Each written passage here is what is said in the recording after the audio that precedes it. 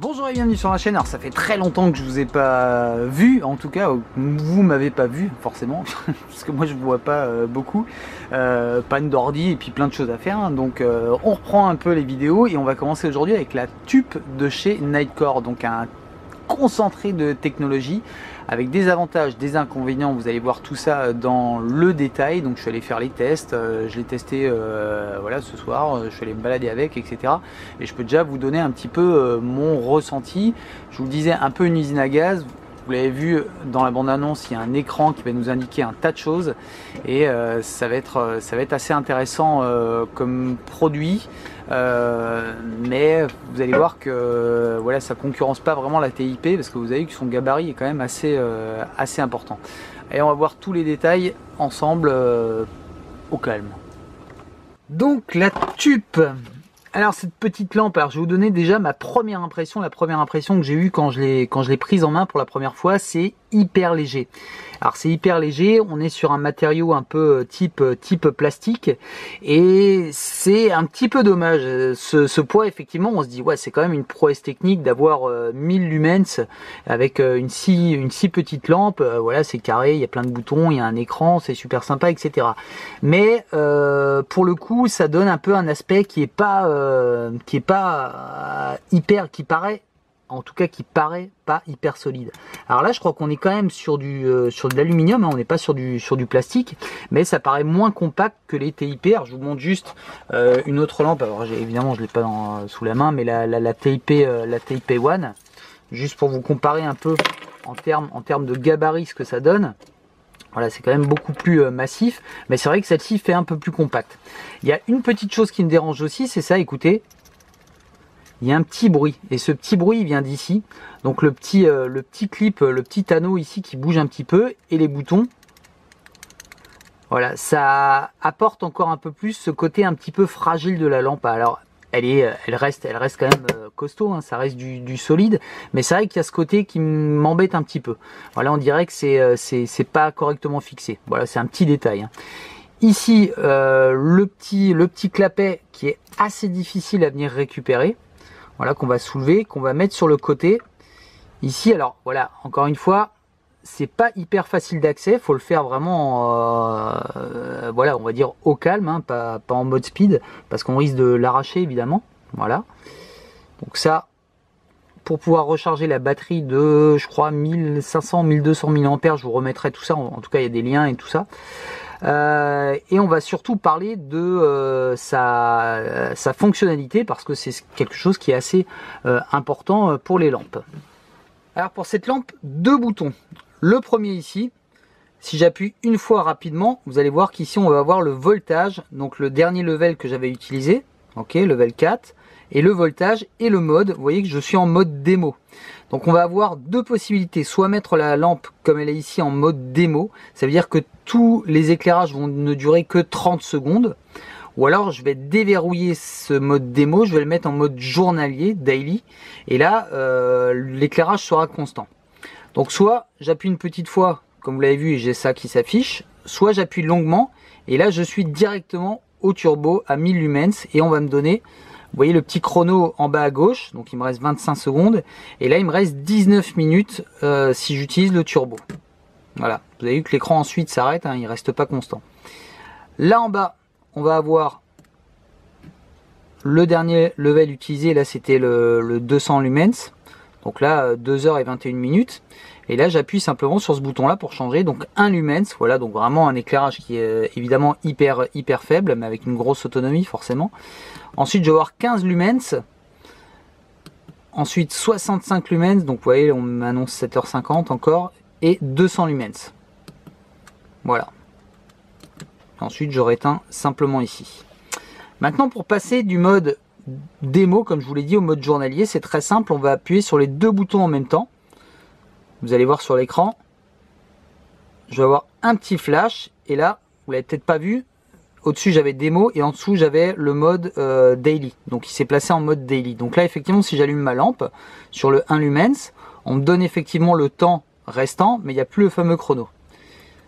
Je l'éteins. Si je veux revenir au mode démo, bah pareil, j'appuie longuement, hop, un petit flash et je suis remonté en mode démo. Voilà. Maintenant, petite chose à savoir, si je suis par exemple en train de me balader avec les chiens, je me suis mis voilà, sur le 65 lumens, j'ai besoin de voir où ils sont, bah, j'ai juste à appuyer longuement ici et je passe à 1000 lumens, et quand je relâche, hop, je reviens sur le 65 lumens. Donc ça, c'est une fonctionnalité qui est plutôt pas mal. Maintenant, j'ai également la possibilité de verrouiller la lampe de deux manières différentes. Soit je vais verrouiller uniquement le bouton du bas. Donc pour ça, je vais allumer la lampe. Je laisse le doigt appuyé dessus. Et vous avez vu, là, niveau 1. Donc là, j'ai le bouton du bas qui est complètement verrouillé. Si j'appuie, il ne se passe rien. Vous voyez, ça m'indique que le cadenas, que la lampe est verrouillée. Je ne peux uniquement utiliser que le bouton du haut, soit pour avoir la tension, voilà, soit pour l'utiliser en mode turbo. Pour déverrouiller, c'est simple, un appui court et un appui long. Un court, un long, et là vous voyez la petite clé de déverrouillage, et ma lampe est déverrouillée, elle continue à fonctionner de manière normale. Je peux maintenant verrouiller les deux boutons. Pour ça, j'allume ma lampe et je laisse le doigt un tout petit peu plus longtemps appuyé. Ça va passer du cadenas 1 au cadenas 2, vous allez voir. Cadenas 1, cadenas 2, et voilà. Là, la lampe est complètement verrouillée, donc je peux la trimballer dans le sac, il ne se passe rien. Si je laisse le doigt appuyé dessus, il ne se passe rien non plus. Pour la déverrouiller, pareil, un court, un long. Un court, un long. Voilà. Donc au niveau de l'éclairage, juste pour vous donner un ordre d'idée, quand je suis à 20 cm, voilà, je vais avoir 10 cm ici, un point qui est vraiment ici concentré. Alors on le voit un peu mieux ici. On a très peu de lumière résiduelle, vous voyez. J'ai vraiment cette partie là qui est en lumière résiduelle et sinon tout le reste est vraiment concentré ici. Donc c'est évidemment assez intéressant, surtout dans un environnement proche, parce que on nous parle de portée, mais sur ce genre de lampe, vous voyez, le LED est placé très près de la vitre. On est sur quelque chose qui est extrêmement large. Donc on va dire que c'est pas fait pour aller voir loin. Quand je suis à 1000 lumens, je vois à 50-100 mètres sans problème. Maintenant, voilà, c'est pas une lampe longue portée. Il faut savoir que dans la boîte, il n'y a pas le câble qui est avec, hein, donc c'est un micro USB, donc c'est assez facile à trouver. Il y a juste un petit anneau qui va me permettre d'accrocher ça à l'arrière. Je vous disais, c'est dommage, hein, parce que franchement, vu la taille de la lampe, on va pas franchement l'utiliser en porte-clés, je pense. À moins qu'on ait une seule clé à mettre dessus, mais sinon voilà, ça me paraît quand même assez gros. Vous avez vu, comparé à une TIP classique, ça reste quand même assez massif. Et c'est à se demander si c'est vraiment pertinent, en fait, à part qu'elle soit carrée. Alors évidemment, il y a l'écran, hein, ça vous avez vu que c'est assez génial, hein, ça me permet d'avoir plein d'indications. Maintenant voilà, s'il n'y avait pas eu ça, ça serait aussi sympa, parce que j'aurais pu la poser en mode bougie, parce que là elle tient pas, voilà, simplement. Le petit clip, il est amovible, on va pouvoir l'enlever. Ça peut être intéressant puisque l'éclairage est vers l'avant, pour pouvoir le mettre sur une casquette par exemple, pour pouvoir l'utiliser un petit peu en frontal. On n'est pas sur une étanchéité importante, hein, puisqu'on est sur, on indique ici IP54, donc c'est projection d'eau dans tous les côtés si vous voulez, à la poussière, mais c'est pas une lampe qui pourra être immergée. Au niveau voilà, des indications techniques, je vous laisse lire, hein, simplement. Hein. Donc vous voyez les 180 mètres, ça pique un petit peu. Il faut avoir honnêtement de bons yeux quand même, hein, parce que voilà. Alors là par contre, vous avez vu 1000 lumens, il nous annonce 15 minutes simplement parce que sur le test, au bout de 15 minutes, elle chauffe et vous allez passer de nouveau sur le 200 lumens. Donc effectivement 1000 lumens, on va plutôt l'utiliser en 200 lumens, ça suffit largement. Maintenant voilà, moi comment dire, alors c'est une lampe qui est évidemment voilà, le petit écran, c'est vraiment génial. Maintenant on a cette sensation qui est un petit peu fausse, hein, je pense, parce que ça reste vraiment encore, ça reste très costaud, hein, mais on a cette sensation de légèreté et peut-être de fragilité. Le fait qu'elle soit pas étanche aussi, moi personnellement, ça m'embête un petit peu, voilà, parce que j'ai pas envie d'avoir à faire attention à mes affaires, et surtout pas une lampe. Donc voilà, ça c'est le seul petit bémol que j'ai. Après au niveau de l'éclairage, il est très sympa, c'est du blanc effectivement, mais vous avez vu que ça envoie du steak quand même, hein, et on y voit clair. Maintenant voilà, en utilisation porte-clés, non. En lampe EDC, oui, parce que voilà, je peux avoir ça dans le sac, je peux avoir ça dans une poche, pourquoi pas. Je vais au restaurant le soir, je glisse juste ça dans la poche, c'est pas énorme non plus, mais voilà, l'encombrement est presque celui d'une petite lampe type type CR123, comme les petites Olight par exemple, qui sera plus résistante forcément et qui sera dont on pourra changer également l'accu. Là c'est pas le cas puisqu'on a une batterie intégrée, je vous le disais. Ce qui est intéressant quand même, c'est qu'on va pouvoir utiliser la lampe en même temps qu'on la charge.